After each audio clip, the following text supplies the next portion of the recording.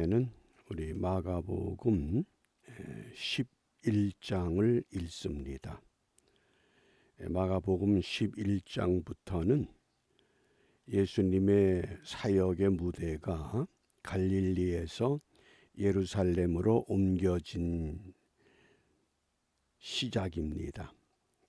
예루살렘을 중심으로 이제 마지막 예수님의 활동을 우리가 읽게 됩니다. 우리 오늘 특별히 묵상할 주제가 하나님을 믿으라. 하나님을 믿으라. 과연 나는 하나님을 진실로 믿고 있는가? 우리 믿음을 오늘 말씀을 통해서 함께 점검해 보려고 합니다. 먼저 우리 22절 말씀입니다. 22절 함께 읽습니다. 예수께서 대답하여 저희에게 이르시되 하나님을 믿으라. 아멘. 하나님을 믿으라.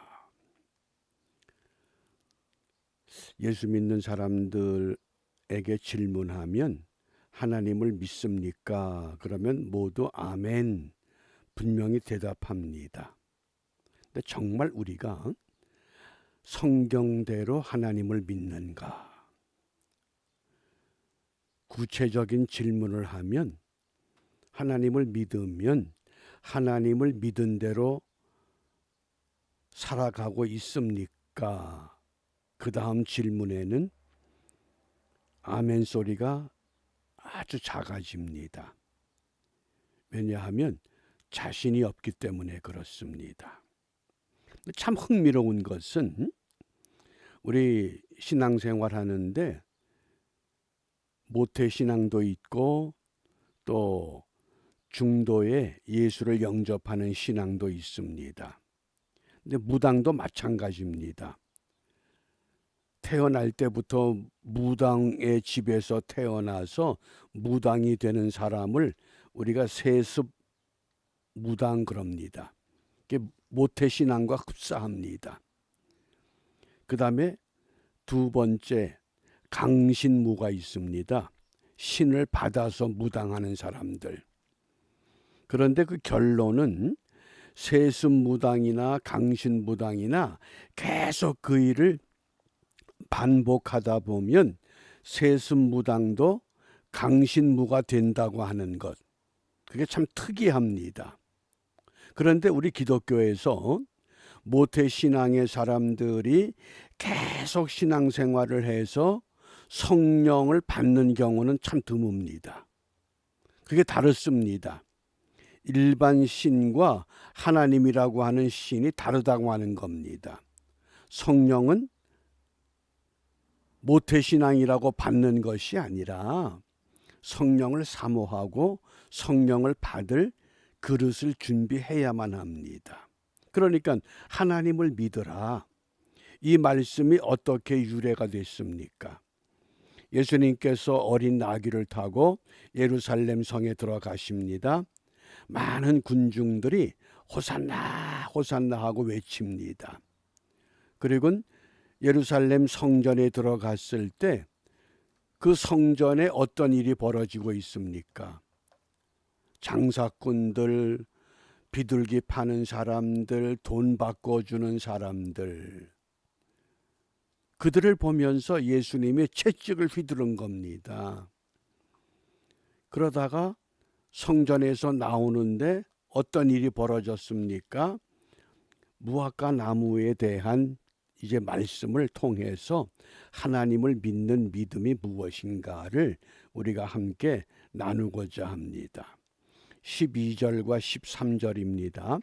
이튿날 저희가 베다니에서 나왔을 때에 예수께서 시장하신지라 멀리서 잎사귀 있는 한 무화과 나무를 보시고 혹 그 나무에 무엇이 있을까 하여 가셨더니 가서 보신즉 잎사귀 외에 아무것도 없더라.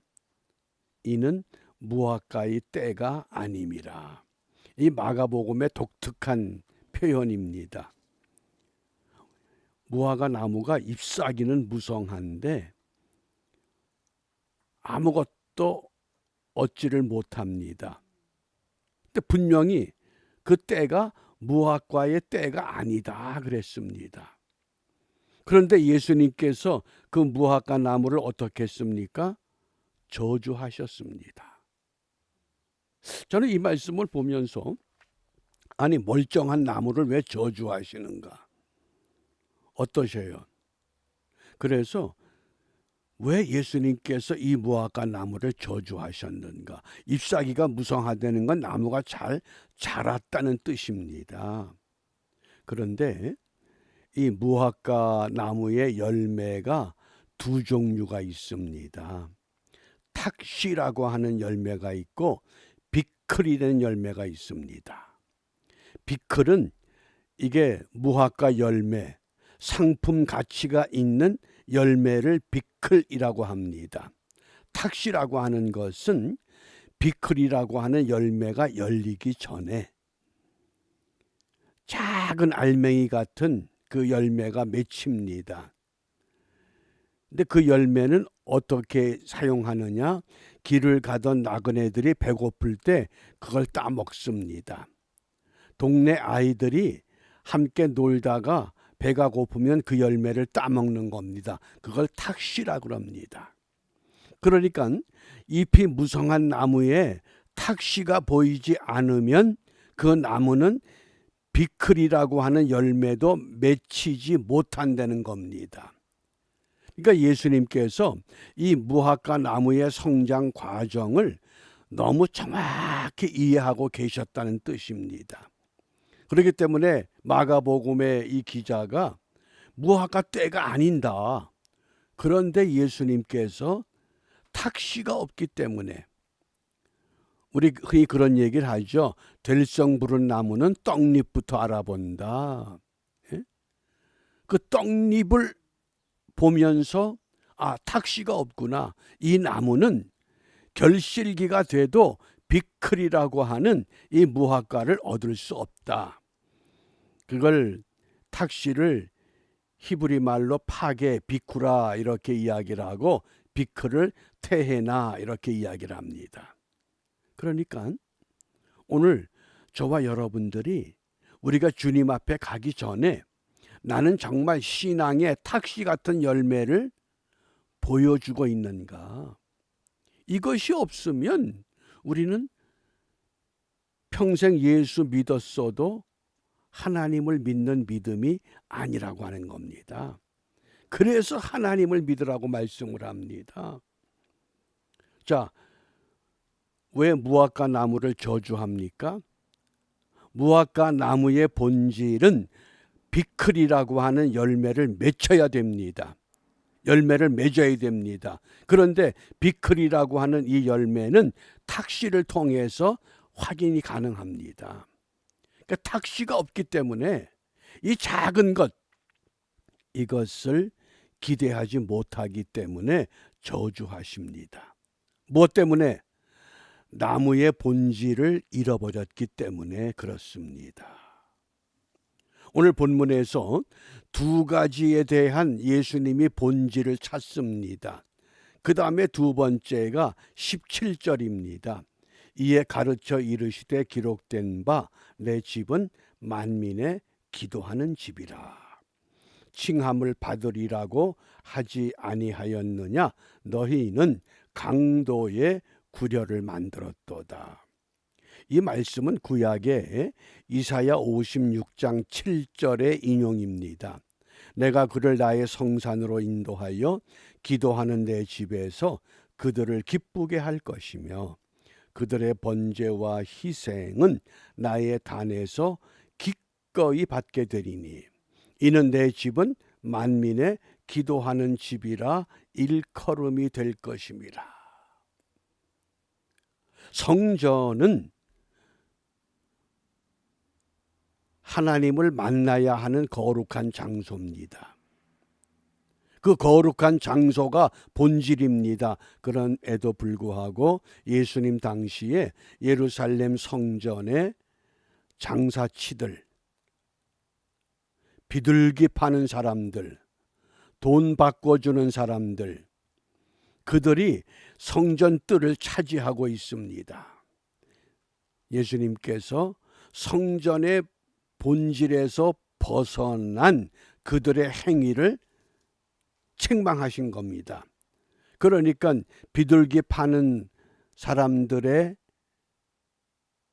상과 돈 바꾸는 사람들의 의자들, 이걸 다 뒤집어 엎어버린 겁니다. 왜? 하나님을 만나야 할 거룩한 장소를 너희들은 강도의 속을 이렇게 바꾸어 버렸다고 하는 겁니다.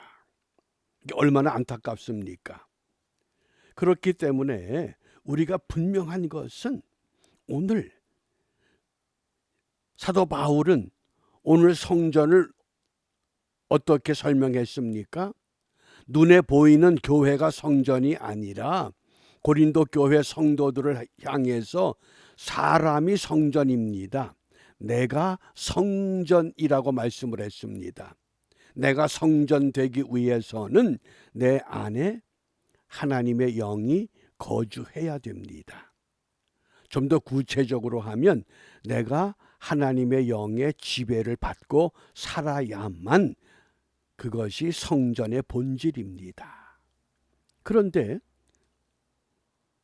우리가 이 율법이라고 하는 건 굉장히 중요합니다.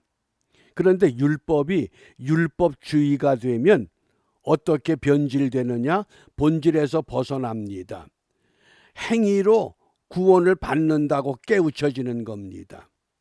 율법이 율법주의가 되면 그것이 예수님 당시에 율법주의자들, 바리새인들, 사두개인들, 서기관들, 율법은 필요하지만은 그 율법을 율법주의로 바꿔버린 겁니다. 우리가 예수 믿고 구원받았다. 그건 분명히 은혜입니다. 은혜의 사건입니다. 그런데 그 은혜를 은혜주의로 바꿔버리면 이미 구원받았기 때문에 내가 할 게 뭐 있어? 나는 아무것도 할 것이 없어. 은혜는 필요하지만은 은혜주의는 주님이 용납하지 않습니다. 믿음은 필요하지만은 믿음으로 구원받습니다. 그런데 믿음주의가 되거나 신앙이 필요한데 신앙주의가 되면 어떻게 됩니까? 사람들이 움직이질 않습니다. 그걸 지금 오늘 예수님께서 이 성전에 비둘기 파는 사람들, 돈 바꿔주는 사람들, 그들을 깨우치기 위해서 뒤집어 엎습니다. 또 제자들에게 무화과 나무를 통해서 너희들이 믿는 믿음의 본질이 무엇이냐? 이걸 지금 깨우치고 있습니다. 그래서 11장 14절에 보면 예수께서 나무에게 일러 가라사대 이제부터 영원토록 사람이 내게서 열매를 따먹지 못하리라 하시니 제자들이 들었습니다. 제자들을 깨우치신 겁니다. 3년 반 동안 예수님과 더불어 동고동락하고 합수훈련 받았습니다. 믿음에 대해서. 그럼에도 불구하고 믿음이 온전하게 형성되지 못했습니다. 그러자 그 이튿날 베드로가 생각이 나서 여짜오되 랍비여 보소서 저주하신 무화과 나무가 말랐나이다. 그냥 마른 것이 아니라 뿌리부터 말랐다 그랬습니다.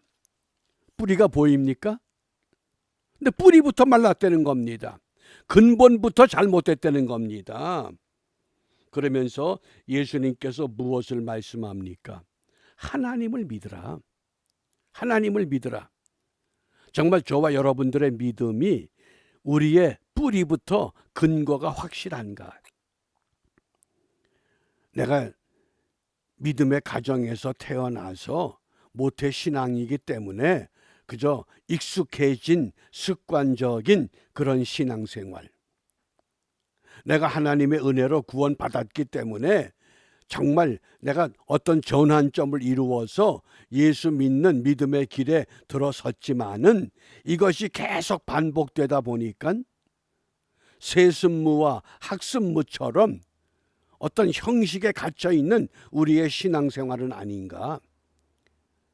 그렇게 되면 오늘 이제부터 영원토록 사람이 내게서 열매를 따먹지 못하리라 무화과 나무를 저주했던 것처럼 우리도 책망 들을 수밖에 없습니다.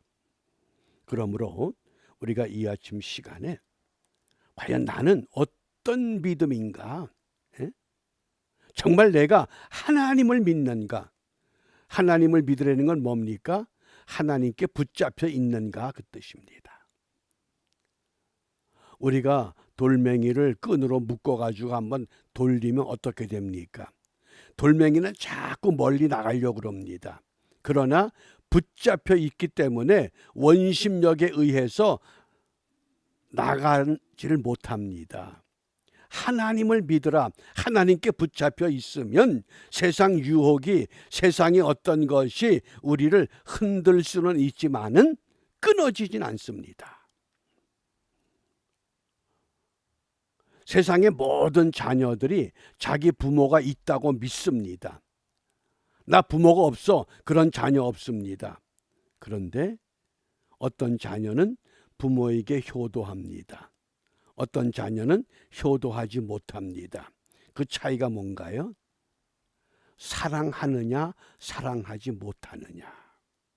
내가 구원을 받았기 때문에 하나님의 사랑으로 그 구원을 받아서 그 사랑에 버금가는 믿음의 삶을 경주하기 위해서 이른 아침부터 늦은 시간까지 온종일 주님께 붙잡혀 살고자 하는 그 결단, 그 마음, 그것이 우리의 삶을 통해서 바르게 고백되기를 원하신 겁니다. 그것이 하나님을 믿으라. 그래서 우리가 이 아침에 무엇을 기도하느냐? 디모데후서 3장 14절에 너는 배우고 확신한 일에 거하라. 우리가 좀 날마다 우리의 믿음이 성장하기 위해서 배우고 확실한 일에, 그러기 위해서 우리가 하나님의 뜻을 바르게 분별하는 믿음, 열매 맺는 믿음, 더 나아가서 시대의 이 징조를 깨닫는 믿음. 갑자기 먹구름이 끼면 소나기가 올 것이다. 그것은 구별할 줄 알면서 왜 너희들이 이 시대의 징조를 알지 못하느냐? 그렇게 깨우치셨습니다. 그러므로 오늘 우리가 이 아침에 이 마가복음 11장을 통해서 이제 11장부터 16장까지가 전부 본질을 회복시키는 말씀입니다. 오늘은 성전을 본질, 무화과 나무의 본질. 그래서 오늘 우리의 신앙의 본질, 내가 정말 예수 믿고 구원 받았는데 그건 은혜의 사건인데 그 은혜에 머무는 신앙주의가 아니라 그 은혜를 하나님께서 사랑하셨기 때문에, 그래서 너희는 마음을 다하고 목숨을 다하고 뜻을 다하고 힘을 다하여 주 너희 하나님을 사랑하라. 사랑하는 그 결단을 통해서 우리가 오늘 하루도 믿음으로 승리하는 우리 모두가 되시기를 주님의 이름으로 축복합니다. 기도하겠습니다. 은혜로우신 아버지 하나님 감사합니다. 매일의 삶을 통해 주님 앞에 더 가까이 나아가기를 원합니다. 주님을 좀 더 깊이 알기를 원합니다. 주님과 동행하는 즐거움을 회복하기를 원합니다. 매일 아침 읽는 이 말씀을 통해서 우리의 믿음의 성장이 배우고 확신한 일에 머물게 하시고 시대의 징조를 바라보며 이 시대의 흐름을 보며 하나님의 뜻을 바르게 분별하여 우리가 생명 있을 동안에 주님이 기뻐하는 열매 맺는 진실한 믿음의 사람들로 바르게 세워지는 축복을 누리며 살아가도록 인도하여 주시옵소서. 예수님 이름으로 기도합니다. 아멘.